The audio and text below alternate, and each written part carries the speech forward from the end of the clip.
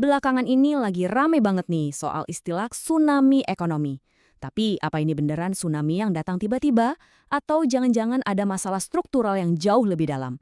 Yuk kita coba bedah bareng-bareng apa yang sebenarnya sedang terjadi. Kita mulai dari kutipan yang jujur aja pedes banget nih. Pernyataan sekeras ini, biadab dan binatang, tentu nggak muncul gitu aja. Pasti ada pemicunya. Nah, ini jadi titik awal kita buat menyelami data-data ekonomi yang bikin banyak orang jadi khawatir.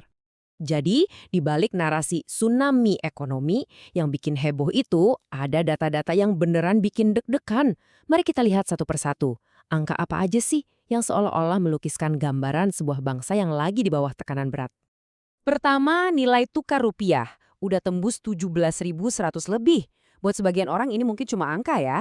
Tapi coba deh bayangin, setiap kali rupiah melemah, harga barang impor, mulai dari komponen elektronik sampai gandum buat mie instan favorit kita, itu semua jadi makin mahal.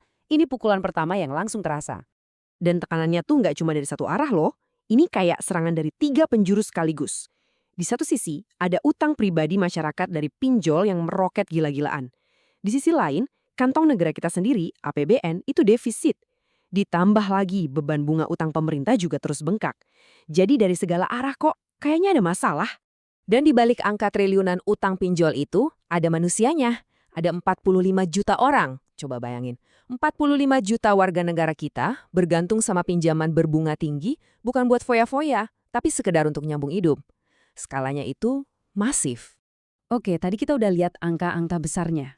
Rupiah goyang, utang di mana-mana. Sekarang, gimana sih rasanya di level dapur masing-masing? Nah, dampak paling berat justru dirasakan oleh keluarga biasa, khususnya kelas menengah, yang sering banget disebut sebagai tulang punggung ekonomi. Kita ambil contoh paling gampang deh, Jakarta.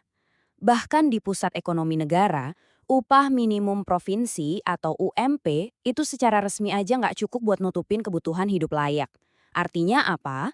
Dari hari pertama gajian, banyak pekerja itu posisinya udah tekor, udah minus. Rasa tekor ini nyata banget setiap kita belanja. Harga beras naik, BBM katanya diproyeksikan bakal naik juga. Sementara itu, bahan baku makanan sehari-hari kita kayak tahu, tempe, dan roti itu kan hampir semuanya impor. Begitu rupiah anjlok, harganya langsung goyang. Upah jadi terasa makin gak ada artinya kan?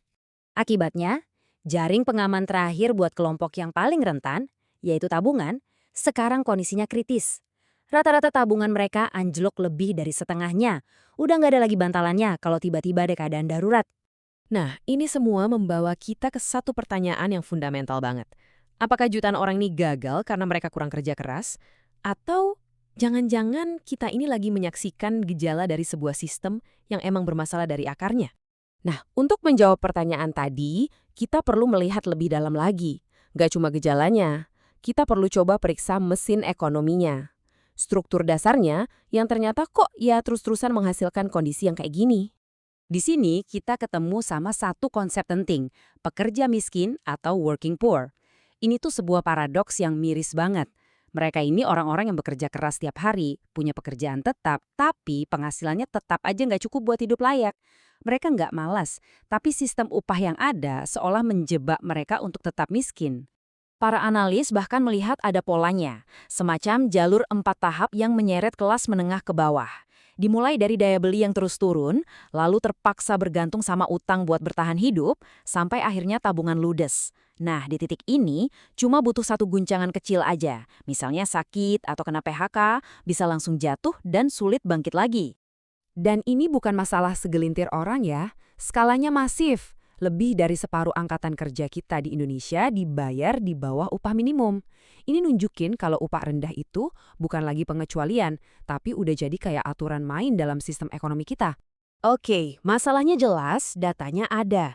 Pertanyaan logis berikutnya adalah, terus pemerintah kemana? Kalau masalahnya segitu nyata, kenapa solusi-solusi yang ada tuh kayaknya nggak pernah benar-benar efektif ya?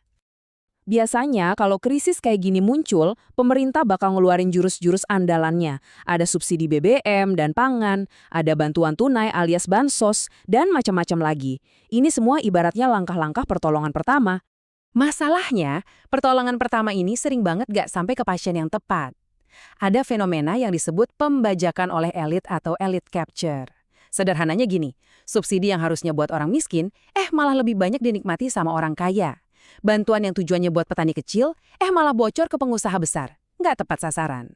Nah, disinilah letak masalah yang sebenarnya. Solusi-solusi kayak menaikkan upah atau memberantas korupsi itu kan sebenarnya semua orang juga udah tahu. Tapi masalahnya tetap aja ada. Ini seolah jadi isyarat bahwa hambatannya mungkin bukan pada apa yang harus dilakukan, tapi pada siapa yang diuntungkan kalau sistem ini tidak berubah. Ini maksa kita buat berpikir ulang. Jangan-jangan ini bukanlah tsunami yang datang tiba-tiba. Mungkin ini adalah sebuah cermin yang memperlihatkan dengan sangat jelas wajah asli dari sistem yang selama ini kita jalani. Pada akhirnya, kita semua dihadapkan pada dua pilihan. Jalan pertama, itu adaptasi. Kita masing-masing berjuang sendirian, cari kerja sampingan, pinter-pinter berhemat, pokoknya berlari lebih kencang di atas treadmill sistem yang sama. Jalan kedua adalah transformasi. Kita menuntut perubahan struktural bersama-sama supaya sistemnya yang berubah, bukan cuma kita yang dipaksa beradaptasi. Dan ini udah bukan lagi sekedar soal ekonomi. Ketika kerja keras tidak lagi bisa menjamin kehidupan yang layak, yang sedang diuji itu adalah fondasi paling dasar dari masyarakat, kontrak sosial kita. Janji bahwa kalau kamu bekerja, kamu akan sejahtera. Janji itu sekarang sedang goyah. Jadi, kita kembali ke pertanyaan awal, apakah ini sebuah tsunami ekonomi yang akan datang? Atau jangan-jangan ini adalah cermin yang selama ini ada di depan kita, yang kini gambarnya begitu jelas sampai tidak bisa lagi kita abaikan?